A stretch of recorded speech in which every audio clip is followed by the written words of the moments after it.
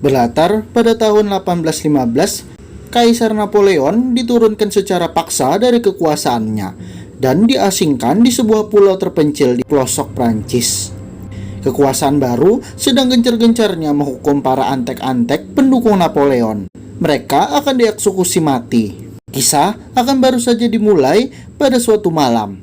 Ada sebuah kapal di tengah lautan yang terbakar. Tanpa pikir panjang, seorang pria terjun ke lautan untuk menolong wanita yang tenggelam dan membawanya ke kapalnya untuk diselamatkan. Sang kapten bernama Danglars marah besar karena Edmond bertindak di luar perintahnya, sehingga membuat mereka terlambat pulang. Danglars mengurung Edmond tidak boleh keluar selama perjalanan pulang. Keesokan harinya, sang wanita itu meminta barangnya dikembalikan yang sudah dirampas oleh si kapten. Si kapten menolak dan langsung mengusirnya. Akhirnya, mereka pun sudah tiba di pelabuhan di kota Marseille, Prancis, untuk pulang ke rumah mereka. Wanita itu memperkenalkan dirinya bernama Angel. Angel berterima kasih kepada Edmond yang sudah menolongnya. Ia berkata tidak akan melupakan kebaikannya seumur hidupnya. Angel berpamitan kepada Edmond karena kita tidak akan pernah bertemu kembali, sembari mengucapkan selamat tinggal. Tibalah di rumah pemilik kapal, seorang bangsawan bernama Tuan Morel. Morel bertanya kenapa mereka pulang terlambat dari waktu yang ditentukan. Danglars menyalahkan Edmond karena dia sudah mengambil alih kapal untuk menyelamatkan orang asing yang tenggelam. Tuan Morel langsung memecat Danglars dari jabatannya sebagai kapten karena ia tega membiarkan seseorang tenggelam begitu saja. Morel khawatir dengan keselamatan awak kapalnya bila dipimpin orang seperti Danglars ini. Morel pun menunjuk Edmond sebagai kapten baru di kapalnya. Edmond yang terkejut pun tidak menyangka bahwa dia akan diangkat menjadi kapten. Edmond berterima kasih banyak kepada Tuan Morel dan akan menjalankan tugasnya dengan sebaik mungkin. Edmond langsung menemui kekasihnya bernama Mercedes. Mereka berpacaran secara diam-diam karena status Mercedes adalah keluarga bangsawan. Dan kini, dengan diangkatnya Edmond menjadi kapten, maka derajat kehidupannya akan berubah 180 derajat. Ia akan meminta restu kepada keluarga Mercedes untuk menikahinya. Edmond juga tidak lupa mendatangi si ayah yang bekerja sebagai pelayan di rumah bangsawan keluarga Morcerf. Ayah yang mendengar kabar tersebut pun menangis terharu. Ia bangga kepada anaknya, sekarang anaknya diangkat menjadi seorang kapten. Ayah juga tidak lupa menyuruh Edmond mengucapkan terima kasih banyak kepada keluarga Morcerf yang sudah membiayai dia sekolah di pelayaran. Di sana, Edmond disambut hangat oleh keluarga Morcerf dan merayakan dengan makan bersama. Dia bernama Fernand de Morcerf, sahabat Edmond. Dia juga baru saja diangkat menjadi letnan di militer. Tak lama datang Mercedes, sepupu dari Fernand. Mereka pun merayakannya diangkatnya kapten baru kita, Edmond Dantes. Mereka bertiga yang sudah bersahabat sejak kecil, mereka sedang bersantai di atas kapal. Edmond memberitahu bahwa dia akan menikahi seorang wanita yang sangat cantik dan meminta Fernand menjadi saksinya nanti. Fernand dengan senang hati menerimanya setelah disebut wanita ini adalah Mercedes, sepupunya Fernand. Fernand pun terkejut. Sebenarnya, jauh di lubuk hatinya, ia juga sebenarnya memendam perasaan kepada Mercedes. Tibalah hari pernikahan mereka. Saat sedang resepsi pernikahan berlangsung, muncul para tentara kerajaan menjemput Edmond atas perintah jaksa hakim. Setibanya di kediaman jaksa bernama Villefort, Edmond bertanya kenapa dia dibawa ke sini saat sedang acara pernikahannya berlangsung. Villefort menjelaskan, apakah dia punya musuh Tuan Edmond? Kau dicurigai sebagai agen khusus atau mata-mata dari Kaisar Napoleon. Terdapat surat di dalam buku diarinya. Edmond menjawab dia sempat berselisih dengan awak kapal lainnya dan mengenai surat itu bukanlah miliknya. Dia dikurung selama perjalanan pulang oleh kaptennya. Edmond hanya ingat sempat menolong seorang wanita yang tenggelam di lautan karena kapalnya yang terbakar. Jaksa meminta Edmond bertahan di sini sementara waktu agar dia meminta keterangan dari awak kapal lainnya. Jika Edmond tidak bersalah, dia boleh pulang setelah ini. Jaksa meminta kesaksian Danglars, mantan kapten, dan awak kapal yang lainnya. Fernand yang sudah tiba di sana diberitahu jaksa Philpott bahwa kemungkinan Edmond adalah seorang mata-mata dari Kaisar Napoleon. Jika Fernand membelanya, bisa saja merusak nama baik keluarga Morcerf. Setelah dipikir-pikir, Fernand memilih menjadi saksi atas kejahatan Edmond. Dia tidak sudi Mercedes dimiliki Edmond, sang pengkhianat negara ini. Kembali ke Edmond, Edmond sendiri bersiap untuk pergi dari sana. Para sipir pun malah membawa Edmond secara paksa untuk dijebloskan ke dalam penjara. Philpott ternyata memiliki selingkuhan di rumahnya. Ia bernama Victoria yang sedang hamil dari hubungan gelap mereka.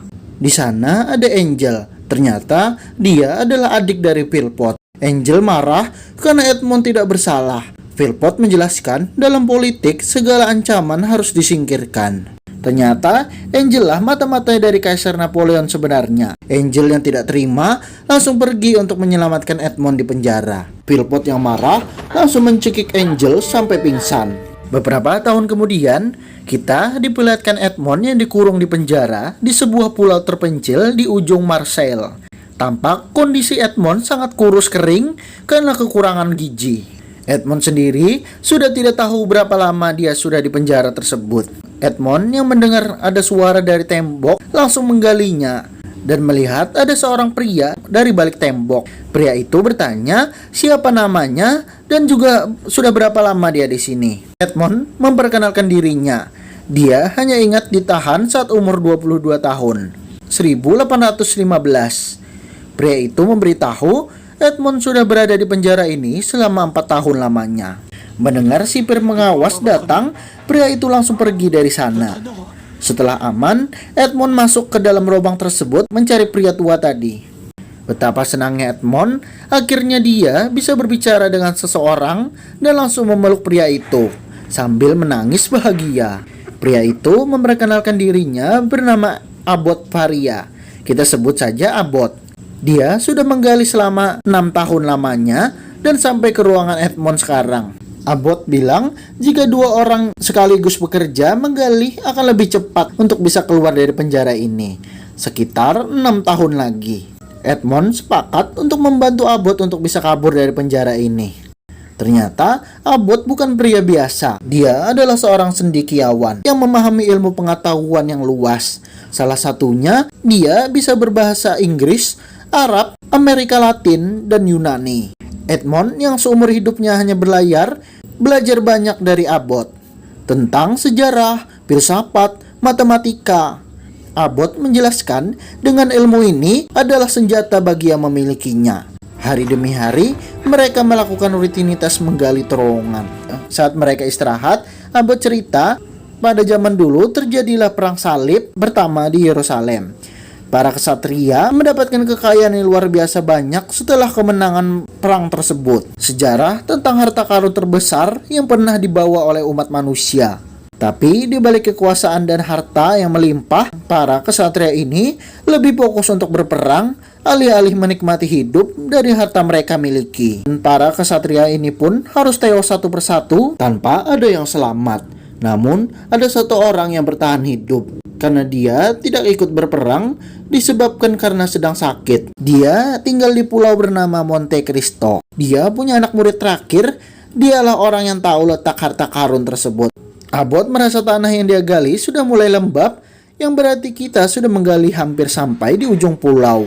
Dalam beberapa hari lagi kita akan bebas. Namun naas, Abbot tertimbun longsor yang menghantam tubuhnya. Abbot bilang waktunya sudah tidak akan lama lagi. Dia akan segera mati karena organ dalamnya sudah hancur. Abbot ternyata adalah anak murid terakhir itu dan memberitahu letak harta karun tersebut kepada Edmond. Setelah itu, Abbot pun meninggal dunia. Saat sipir memeriksa tahanan, Abbot tidak menjawab. Saat sipir turun memeriksanya dengan menusukkan pisau di tubuhnya untuk memastikan kematiannya. Dengan cepat, Edmond masuk ke kantong mayat itu untuk kabur dari penjara ini.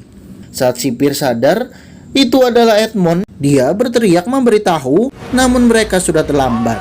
Mereka sudah melempar kantong mayat itu ke lautan. Dengan cepat, Edmond keluar dari kantong tersebut dan berenang ke pesisir pulau. Edmond mendatangi rumah keluarga Morcerf mencari sang ayah. Pelayan di sana memberitahu ayahnya sudah meninggal 4 tahun yang lalu karena mendengar anaknya dihukum mati. Sampai dia tidak ingin makan dan mati kelaparan.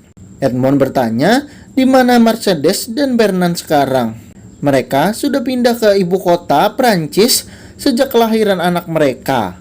Sungguh malang nasib Edmond. Dia sudah kehilangan ayahnya dan juga kekasihnya, malah menikah dengan sahabatnya sendiri.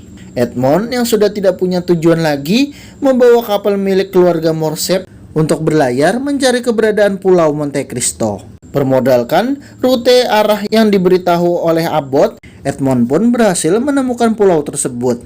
Setelah mengikuti petunjuk, Edmond akhirnya berhasil menemukan harta karun yang sangat banyak sekali. 1 tahun kemudian, seorang pendeta mendatangi teman lama Edmond. Pendeta itu memberikan warisan dari kematian Edmond untuk teman baiknya, Gaspar. Gaspar menolaknya, dia tidak pantas untuk menerimanya. Gaspar akhirnya cerita bahwa Danglars orang yang sudah memfitnahnya. Fernand sendiri malah bersaksi atas kejahatan Edmond untuk melenyapkannya demi mendapatkan cinta Mercedes. Mereka bertiga bersekongkol saling menutupi kebohongan mereka satu sama lainnya. Satu-satunya yang berjuang melawan hukum adalah pemilik kapal, yaitu Tuan Morel. Dia melawan para penguasa yang jolim ini. Namun kita semua tahu, pada akhirnya jika berani menentang mereka, hidupnya akan hancur. Kapal-kapalnya dicuri dan terpaksa harus menjual perusahaannya dengan harga yang murah. Perusahaan itu dibeli oleh Danglars. Setelah 2 bulan, kapal itu kembali dengan selamat tanpa lecet sedikit pun. Morel jatuh miskin sampai akhir hayatnya. Sungguh mengenaskan sekali. Angel sendiri yang berusaha mengungkapkan kebenaran dibawa ke rumah bordir, dijadikan LC cabang Prancis. Pendeta bertanya, "Kau tahu segalanya, kenapa tidak berbuat apa-apa?" Gaspar malu akan dirinya sendiri. Pendeta bilang dia akan memberikan 1 kesempatan lagi untuknya menebus dosanya. Maka saat waktunya tiba, bersiaplah. Edmond pergi ke gereja. Dia ke sana bukan untuk berdoa, melainkan dia akan menghukum para penjahat ini dengan caranya sendiri. Edmond mendatangi rumah bordir mencari Angel. Angel sendiri sedang kritis terbaring lemah di atas kasurnya. Edmond datang ke sini untuk menyelamatkannya. Angel menolak karena hidupnya sudah berakhir sampai di sini. Jika kau ingin menolongnya, tolong selamatkan anak dari hubungan gelap kakaknya. Awalnya, Angel berniat ingin membunuh kakaknya dan sudah mengikuti Victoria di Paris. Namun saat dia ingin melakukan aksinya, Angel pun melihat Milpot membawa sebuah peti dan menguburnya di halaman belakang rumah. Dan ternyata itu adalah anak dari hubungan mereka. Dia pun membatalkan niatnya dan memilih untuk membawa anak itu untuk merawatnya. Edmond menjemput Andre di panti asuhan. Edmond mengajaknya untuk membalaskan dendam atas semua perbuatan mereka kepada kita bertiga. Singkat cerita, 5 tahun kemudian, bertepatan hari ini adalah pensiunnya Jenderal Fernand dari pasukan militer Prancis.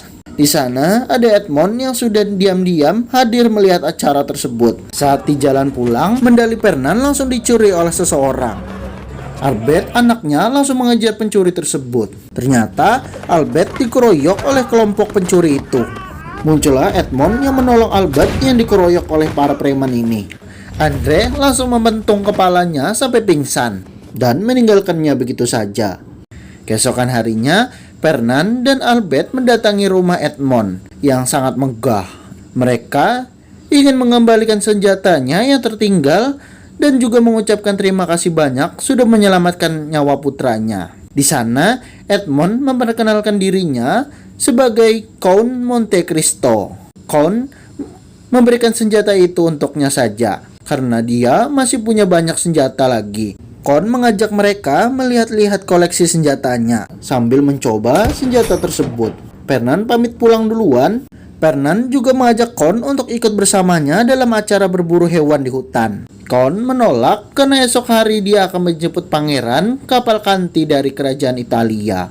Fernand memaksa Ajak saja sekalian pangeran ikut bergabung berburu dengan mereka.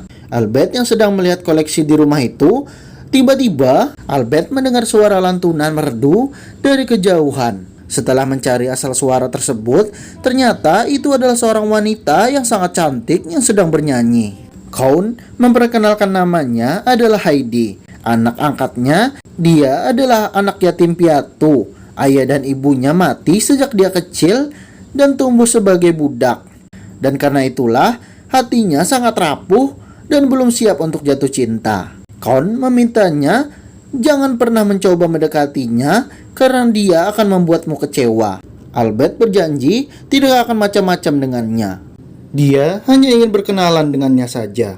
Besok harinya mereka berdua pergi ke acara berburu rusa di hutan. Setibanya di sana, Count memperkenalkan pangeran kapal kanti dari kerajaan Italia. Di sana, Andre pertama kali melihat ayah kandungnya yang menguburnya hidup-hidup saat bayi dulu. Setelah selesai berburu, mereka melanjutkan acaranya di rumah Danglar. Count menyuruh Andre untuk mendekati anak Danglar bernama Eugene. Danglar yang terkenal mata duitan pun dengan senang hati anaknya didekati oleh seorang pangeran. Fernand memperkenalkan Count kepada istrinya bernama Mercedes. Mercedes terkejut pria ini memiliki suara yang tidak asing dan langsung pergi meninggalkan mereka. Albert meyakinkan sang ibu Count adalah orang yang baik. Dia sudah menyelamatkan nyawanya, ibunya tidak boleh seujon begitu. Di lain hari, Danglar mengadakan pesta lagi di rumahnya. Mereka membahas perusahaan La Impartial atau surat kabar. Dibeli oleh bangsawan dari Inggris bernama Halifax. Count menyebutnya adalah orang yang sangat licik.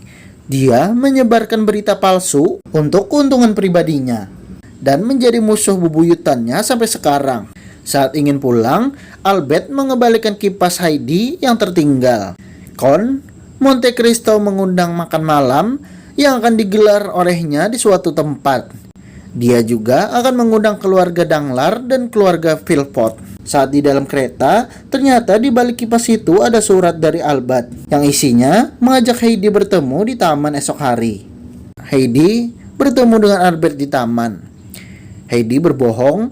Dia berkata kalau dia pergi secara diam-diam tanpa sepengetahuan Count. Mereka berdua pun saling berkenalan di taman. Heidi pun akhirnya sadar kalau ternyata Albert benar-benar menyukainya. Sekembalinya dari pertemuan itu, Heidi mendapatkan informasi kalau Albert dan Mercedes tidak akan datang dalam acara makan malam nanti. Edmond pun merasa kalau Heidi mulai berubah semenjak dekat dengan Albert. Edmond mengingatkan Heidi untuk fokus pada tujuannya. Singkat cerita, makan malam pun tiba yang diadakan di tempat di mana dahulu Philpott mengubur anaknya hidup-hidup. Victoria dan Philpott tentu saja sangat terkejut saat datang ke sini. Saat sedang makan malam, Count cerita alasan dia membeli rumah ini karena rumah ini berhantu. Menurut rumor beredar, di sini pernah ada seorang bangsawan yang tega mengubur bayinya yang baru lahir hidup-hidup. Mendengar cerita ini, Philpott dan Victoria pun panik. Sementara Danglar sangat tertarik mendengar cerita tersebut. Lebih lanjut, Count pun berkata kalau dia menemukan sebuah peti yang terkubur di taman. Namun dia belum pernah membuka peti itu sampai saat ini. Count pun mengajak yang lain untuk melihat isi peti itu. Philpott dan Victoria pun sangat ketakutan jika mereka menemukan mayat bayi itu di dalam peti tersebut. Namun setelah dibuka, hanya ada kain biasa yang berdebu di dalamnya. Keesokan harinya, Philpott yang curiga memutuskan untuk menyelidiki asal-usul Count Monte Cristo. Dia lalu mendatangi Halifax, musuh bebuyutan Count. Philpott bertanya asal-usul Count Monte Cristo kepada Halifax. Halifax pun berkata kalau dia sangat membenci Count Monte Cristo sejak ia berada di Italia. Philpott pun bertanya apakah Count Monte Cristo itu adalah benar-benar orang kaya di Italia. Halifax pun membenarkan kalau Count Monte Cristo adalah orang yang terkaya di Italia.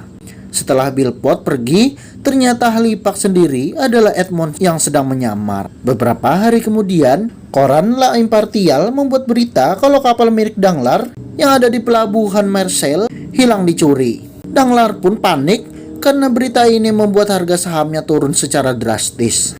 Fernand mendapatkan kabar dari tentara yang ada di pelabuhan mengabarkan bahwa semua kapal milik Danglars masih ada di sana.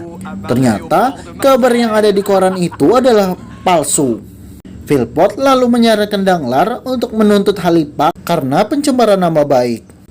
Namun Danglars yang mata duitan pun berniat membeli semua sahamnya terlebih dahulu mumpung harganya masih murah. Nanti setelah harga sahamnya naik, dia akan menjualnya dengan keuntungan yang sangat besar dan setelah itu dia akan menuntut Halifax ke pengadilan. Namun untuk membeli sahamnya sekarang, ia membutuhkan uang 500 juta dolar dan satu-satunya orang yang mempunyai uang cash sebanyak itu hanyalah Count Monte Cristo. Danglars, Fernand, dan Philpott kemudian menemui Count Monte Cristo. Count pun bersedia meminjamkan 500 juta dolar tanpa bunga sama sekali, dengan alasan dia juga membenci Halifax.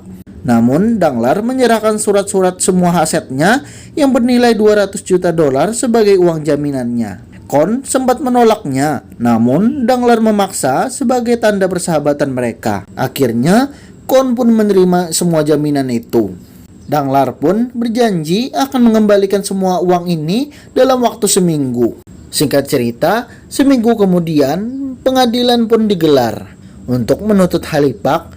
Namun hakim mendapatkan kabar kalau Halifax sedang berada di luar kota. Namun Halifax telah mengirimkan perwakilannya untuk menghadiri pengadilan tersebut. Ternyata sehari sebelum pengadilan berlangsung, Gaspar dan temannya mendapatkan perintah dari Edmond yang menyamar sebagai pendeta untuk mencuri kapal milik Danglars yang ada di pelabuhan. Di dalam sidang, perwakilan Halifax akhirnya maju. Semua orang pun terkejut. Ternyata yang dimaksud adalah Andre. Di hadapan hakim, Andre mengatakan kalau semua kapal milik Danglars telah benar-benar hilang dicuri. Mereka bisa mengeceknya dengan bertanya kepada petugas yang ada di pelabuhan. Andre kemudian mengungkapkan siapa dirinya sebenarnya. Dia adalah anak yang dikubur hidup-hidup saat bayi oleh Philpott. Andre membawa bukti berupa kain yang ada di peti itu. Di sana masih ada sidik jari Philpott. Mendengar hal ini, Philpott pun panik. Dia menuduh Andre telah memfitnahnya. Andre menjawab, jangan sampai dia meminta ibunya yang ada di pengadilan ini untuk bersaksi. Dia sudah cukup menderita kehilangan anaknya. Philpott yang ketakutan pun langsung kabur meninggalkan sidang pengadilan yang sedang berlangsung. Danglars yang panik karena semua sahamnya semakin hancur, menemui Count untuk meminta perpanjangan waktu untuk melunasi hutangnya. Count malah menyuruh Danglars untuk pergi meninggalkan kota ini segera, karena sekarang dia sudah tidak punya apa-apa lagi. Semua hartanya kini menjadi milik Count. Count pun memberitahu identitas aslinya kalau dia adalah Edmond yang sengaja datang untuk membalas dendam. Mendengar hal ini, Danglars yang sudah bangkrut pun terpaksa pergi karena sudah tidak punya apa-apa lagi. Di sisi lain, Andre yang sudah emosi yang memuncak akhirnya menusuk Philpott hingga tewas. Seorang petugas pun kemudian menembak Andre hingga tewas juga. Heidi pun histeris melihat Andre yang sudah mati. Heidi menyalahkan Edmond atas kematian Andre. Edmond pun berkata kalau Andre bertindak di luar rencana mereka. Namun Heidi tetap menyalahkan Edmond karena Edmond telah menanamkan kebencian kepada Andre. Heidi langsung mengirimkan surat kepada Albert untuk menjauhinya. Namun Albert yang sudah terlanjur mencintai Heidi pun tidak terima. Albert pun langsung bergegas pergi menemui Heidi di rumahnya. Setelah bertemu, Albert pun mengungkapkan perasaannya kepada Heidi. Dia tidak ingin berpisah dengan Heidi. Albert rela kabur pergi asalkan bisa hidup bersama Heidi. Mendengar ketulusannya, Heidi pun akhirnya luluh. Heidi ternyata juga mencintai Albert dan mereka berencana untuk kabur bersama. Tiba-tiba Count datang mencegah mereka berdua. Sebelum mereka pergi, Count menyuruh Heidi menceritakan masa lalunya kepada Albert. Heidi pun terpaksa memberitahu kalau dia berasal dari kerajaan Turki. Ayah dan ibunya tewas dibunuh oleh Fernand, ayah Albert. Awalnya, Heidi memang datang ke sini untuk membalaskan dendam. Mendengar itu semua, Albert pun marah. Dia merasa dipermainkan oleh Count. Albert pun menantang Count untuk duel tembak besok pagi. Heidi memohon kepada Count untuk tidak menerima tantangannya itu. Namun Count tetap menerima tantangan tersebut. Dia ingin Fernand merasakan kehilangan yang dia rasakan, kehilangan orang yang dia cintai. Malam harinya, mendengar kabar duel yang akan berlangsung, Mercedes mendatangi Count Monte Cristo di rumahnya. Ternyata dari awal Mercedes sudah curiga kalau Count Monte Cristo sebenarnya adalah Edmond yang menyamar. Edmond sengaja muncul untuk balas dendam. Mercedes pun meminta maaf kepada Edmond karena dia telah meninggalkannya. Dahulu Mercedes mendapatkan kabar kalau Edmond sudah meninggal dunia, dan itulah kenapa dia menikah dengan Fernand. Edmond kemudian menyerahkan surat kesaksian Fernand 20 tahun lalu yang membuat dia dimasukkan ke dalam penjara rahasia dan dinyatakan tewas. Mercedes yang merasa bersalah pun memohon agar Edmond tidak melampiaskan amarahnya kepada putranya Albert. Mercedes meminta agar Edmond melampiaskan dendamnya kepada dirinya dan Fernand saja. Namun Edmond bersikeras melanjutkan duelnya besok, biarlah takdir menentukan nasibnya. Keesokan harinya, duel antara Albert dan Count pun berlangsung. Count pun langsung melepaskan tembakannya.